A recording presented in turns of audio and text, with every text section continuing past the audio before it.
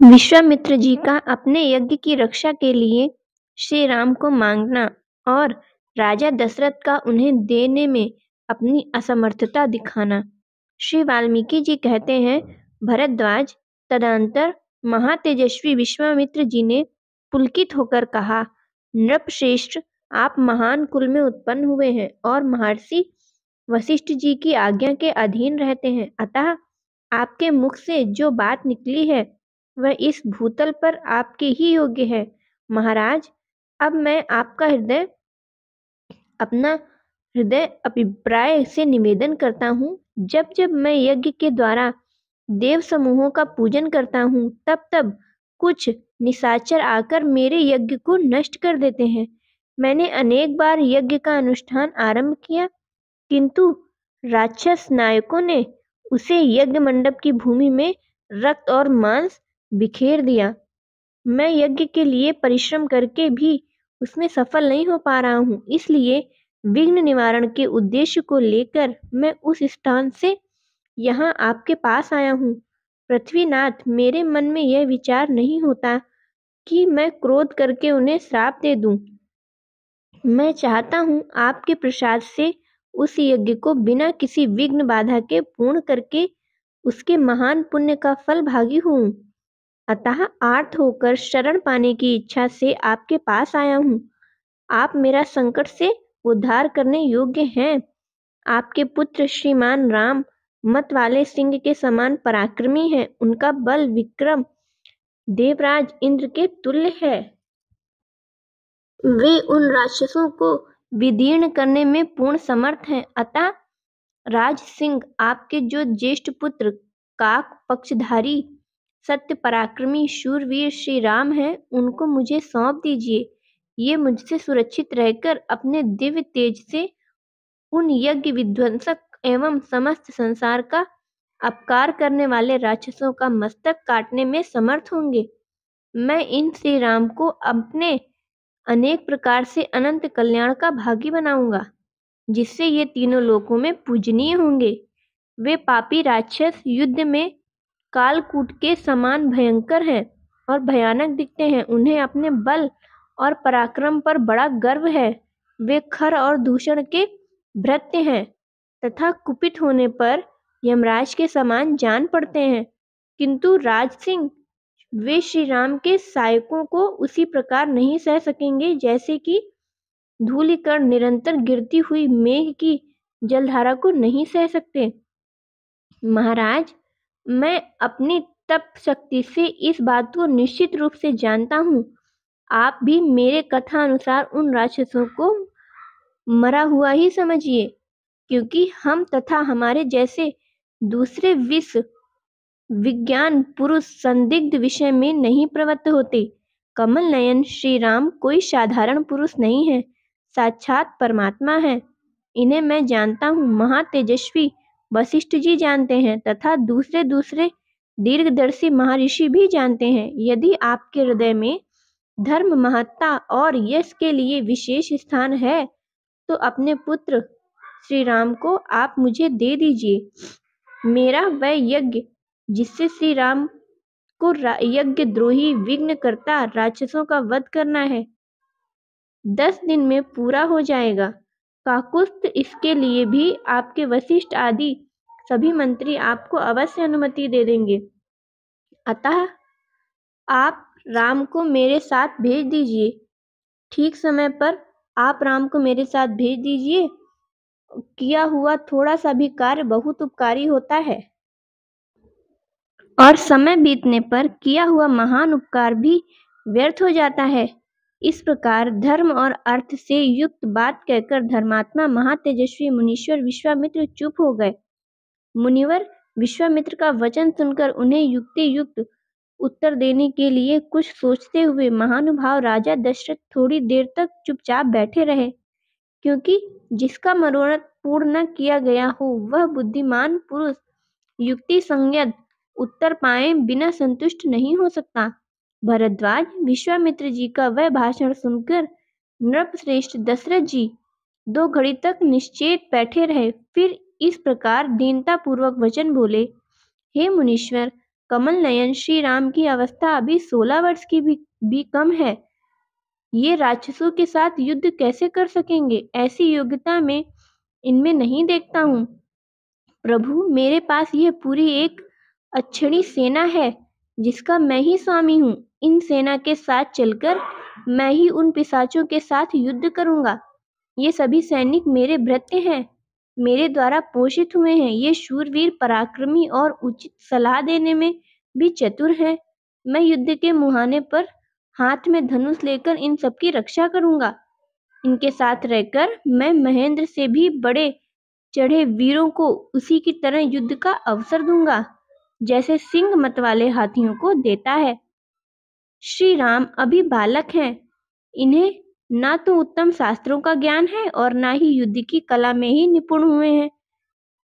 सम राजा गणों में कोटि कोटि शूरवीरों के साथ अस्त्रों द्वारा कैसे युद्ध किया जाता है, इसका भी इनको ज्ञान नहीं है। केवल फुलवाड़ियों में ही, नगर में, उपवनों में तथा उद्यान वार्ता के वन कुंजों में ही इनका घूमना फिरना होता रहता है। ये राजकुमारों के साथ आंगन की उस भूमि में विचरण करना जानते हैं जिस पर फूल बिछे होते हैं। हे ब्राह्मण, आजकल तो मेरे भाग्य के उलटफेर से ये उसी तरह अत्यंत कृश और पांडु वर्ण के हो गए हैं, जैसे पाला पड़ने पर कमल पीला पड़ने लगता है। अपने चारों पुत्रों में मेरा सबसे अधिक प्रेम इस राम पर ही है। अतः मेरे धर्मात्मा ज्येष्ठ पुत्र श्री राम को आप यहाँ से ना ले जाएं। मुने, यदि आपको निशाचर सेना का नाश ही अभिष्ट है, तो मेरे साथ मेरी चतुर्युंगनी सेना को ले चलिए। सुना जाता है कि रावण नाम से प्रसिद्ध एक महापराक्रमी राक्षस है, जो साक्षात कुबेर का भाई है और विश्वशर्वा मुनि का पुत्र है। यदि वही दुर्बुद्धि राक्षस आपके यज्ञ में विघ्न डालता है, तब तो हम लोग उस दुरात्मा के साथ युद्ध करने में असमर्थ हैं। विश्वामित्र का रोष, वशिष्ठ जी का राजा दशरथ को समझाना, राजा दशरथ का श्री राम को बुलाने के लिए द्वारपालों को भेजना तथा श्री राम के सेवकों का महाराज से श्री राम की वैराग्यपूर्ण स्थिति का वर्णन करना, इसका प्रसंग आगे बताते हैं। वाल्मीकि जी कहते हैं, भरद्वाज स्नेहवश नेत्रों में आंसू भरकर राजा के द्वारा कही गई इस बात को सुनकर विश्वामित्र जी कुपित हो उठे और उन भूपाल से इस प्रकार बोले, राजन, मैं आपकी मांग पूरी करूंगा। ऐसी प्रतिज्ञा करके आप उसे तोड़ रहे हैं। इसका मतलब यह हुआ कि आप सिंह होकर आप सियार बनना चाहते हैं। रघुवंशुओं के लिए यह व्यवहार अनुचित है। इससे तो इस कुल की मर्यादा ही उलट जाएगी। शीत रश्मि चंद्रमा से कभी उष्ण किरणें नहीं प्रकट होती। हे राजन, यदि आप अपनी प्रतिज्ञा की पूर्ति करने में असमर्थ हैं, तो मैं जैसे आया था उसी तरह लौट जाऊंगा। कुकुत्वंशी नरेश, आप अपनी प्रतिज्ञा से भ्रष्ट होकर बंधु बांधवों के साथ सुखी होइए। महामुनि विश्वामित्र को क्रोध से आक्रांत जान उत्तम व्रत का पालन करने वाले धैर्यवान और बुद्धिमान वशिष्ठ जी बोले, हे राजन, आप इक्ष्वाकु कुल में साक्षात दूसरे धर्म के समान उत्पन्न हुए हैं। आप श्रीमन दशरथ तीनों लोकों में सज्जनोचित सद्गुणों से विभूषित हैं, धैर्यवान तथा उत्तम व्रत के पालक हैं। आपको धर्म का त्याग नहीं करना चाहिए। आप धर्म और यश से संपन्न होकर ही तीनों लोकों में विख्यात हुए हैं।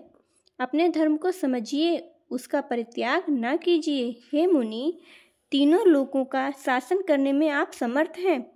आपको इनकी आज्ञा का पालन करना चाहिए। राजन, मैं करूँगा ऐसी प्रतिज्ञा करके यदि आप उसका पालन नहीं करते, तो यह मिथ्या भाषण आपके इष्ट और अपूर्त को हर लेगा। इसलिए श्री राम को विश्वामित्र जी के साथ जाने दीजिए और उनको उनके हाथों में सौंप दीजिए। आप इक्ष्वाकु वंश में उत्पन्न हुए हैं और स्वयं विख्यात राजा दशरथ हैं। यदि आप अपने वचन का पालन नहीं करते, तो दूसरा कौन करेगा? ये विश्वामित्र जी धर्म के मूर्तिमान स्वरूप हैं। ये बल और पराक्रम से संपन्न वीर पुरुषों में श्रेष्ठ है। संसार में सबसे अधिक बुद्धिमान भी हैं तथा तपस्या के परम आश्रय है। चराचर प्राणियों सहित त्रिलोकी में यह प्रसिद्ध है कि विश्वामित्र जी नाना प्रकार के अस्त्रों को जानते हैं। जिन अस्त्रों का इन्हें ज्ञान है उन्हें दूसरा कोई पुरुष ना तो जानता है और ना ही भविष्य में जान सकेगा। देवता, ऋषि, असुर, राक्षस, नाग, यक्ष और गंधर्व ये सब एक साथ मिलकर आ जाएं तो भी विश्वामित्र जी की समानता नहीं कर सकते। जिन दिनों ये विश्वामित्र जी राज्य करते थे उन दिनों इन्हें इनकी तपस्या से संतुष्ट हुए रुद्रदेव ने कुशाश्रवा द्वारा उत्पन्न किए गए अस्त्रों का ज्ञान और दान दिया था। वे अस्त्र दूसरों के लिए नहीं अत्यंत दुर्जन्य हैं। उन अस्त्रों के अभिमान देवता कुशाश्रव के पुत्र और संहार करने में प्रजापति के पुत्र रुद्रदेव की समानता करते हैं। उन कांतिमान, महातेजस्वी और बल विक्रमशाली अस्त्र देवताओं ने सदा इनका अनुकरण किया है। ये विश्वविख्यात महातेजस्वी और विश्वामित्र ऐसे महान शक्तिशाली हैं, अतः श्री राम को इनके साथ भेजने में आप अपने हृदय को व्याकुल ना होने दें। हे मुनीश्वर, महान प्रभावशाली हैं, साधु स्वभाव वाले नरेश, ये जिस पुरुष के समीप खड़े होते हैं वह मृत्यु के आ जाने पर भी अमरत्व को प्राप्त हो जाता है। अतः आप मूढ़ मनुष्य की भांति अपने मन में दीनता को स्थान ना दीजिए। भरद्वाज, जब वशिष्ठ जी ऐसे बातें कहकर समझाने लगे तब राजा दशरथ का चित्त प्रसन्न हो गया और उन्होंने अपने पुत्र श्री राम तथा लक्ष्मण को बुलाने के लिए द्वारपाल को पुकारा। हे प्रतिहार, तुम सत्य पराक्रमी महाबाहु श्री राम और लक्ष्मण को विश्वामित्र के पुण्यमय यज्ञ की निर्विघ्न सिद्धि के लिए शीघ्र यहाँ बुला ले आओ। महाराज के इस प्रकार आज्ञा देने पर द्वारपाल अंतापुर के श्री राम मंदिर में गया और वे 2 ही घड़ी में वहां से लौटकर उन भूपाल से बोला, देव, अपने बाहुबल से समस्त शत्रु दल का सर्प दलन करने वाले महाराज जैसे भ्रमर रात को कमल में बंद होकर उदास बैठा रहता है, उसी प्रकार श्री रामचंद्र जी भी अपने भवन में अनमने होकर बैठे हुए हैं। द्वारपाल के यह कहने पर उसके साथ आए हुए श्री राम के समस्त सेवकों को महाराज ने आश्वासन दिया और क्रमशः उनका समाचार पूछा। राम कैसे हैं, उनकी ऐसी अवस्था कैसे हो गई है? भोपाल के इस तरह पूछने पर श्री रामचंद्र जी के सेवकों ने दुखी होकर उनसे कहा, देव, आपके पुत्र श्री राम का शरीर अत्यंत कृश हो गया है। उनके खेद से हम लोग भी इतने खिन्न हो गए हैं कि हम लोग का शरीर भी गलकर छड़ी के समान पतला हो गया है और हम किसी तरह इसे ढोए जा रहे हैं। कमल नयन श्री राम जब से ब्राह्मणों के साथ तीर्थ यात्रा से लौटकर आए हैं तभी से उनका मन बहुत उदास रहता है।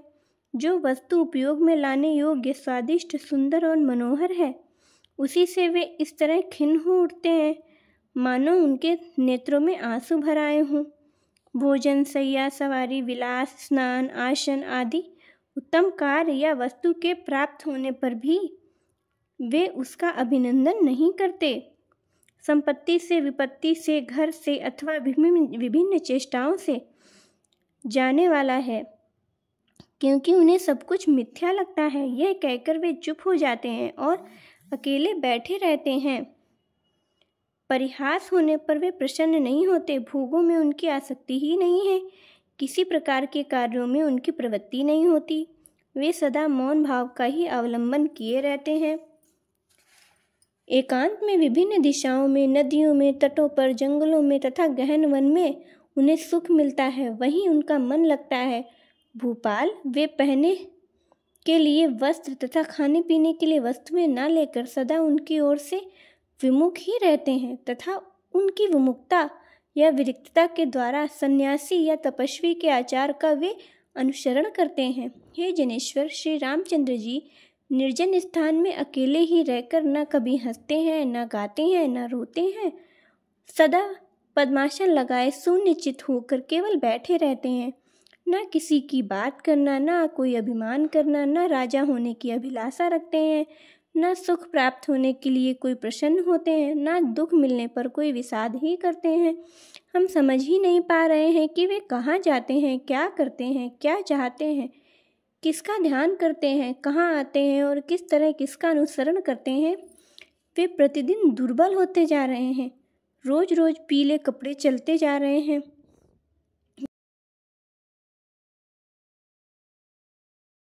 अतः इनमें तुम लोग अपना मन न लगाओ। हम लोगों ने आया शहीद परम पद्म की प्राप्ति से दूर हटने वाली चेष्टाओं के द्वारा ही अपनी सारी आयु व्यर्थ बिता दी है।